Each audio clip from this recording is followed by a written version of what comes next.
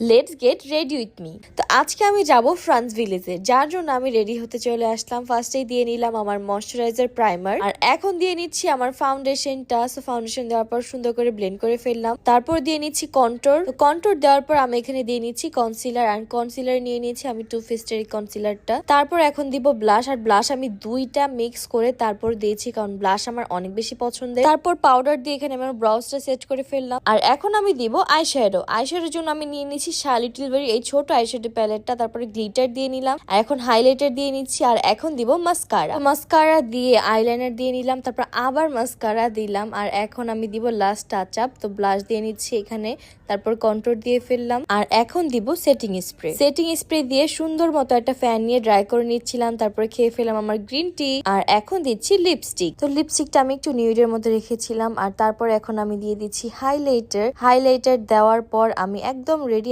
এই হচ্ছে কি আমার আউটফিট, আর এটা আমি নিয়েছি সেলিব্রিটি চয়েস থেকে। তো নাও আমি হচ্ছে আমার হেয়ারটা সেট করে ফেলতেছিলাম। সো এক সাইড কার্ল ডান, আর এক সাইড এখন ডান হয়ে গিয়েছে। এখন just last but not the least, সেটা হচ্ছে আমার ইয়াররিং, অ্যান্ড দেন হচ্ছে আমাকে চেন বড়াই দিল রাকিব এখানে। আর এখানে আমরা ফুল ফিল রেডি হয়ে গিয়েছি। এই ছিল আমার ফাইনাল লুক। আপনাদের কেমন লেগেছে সেটা কিন্তু অবশ্যই কমেন্ট করে জানাবেন।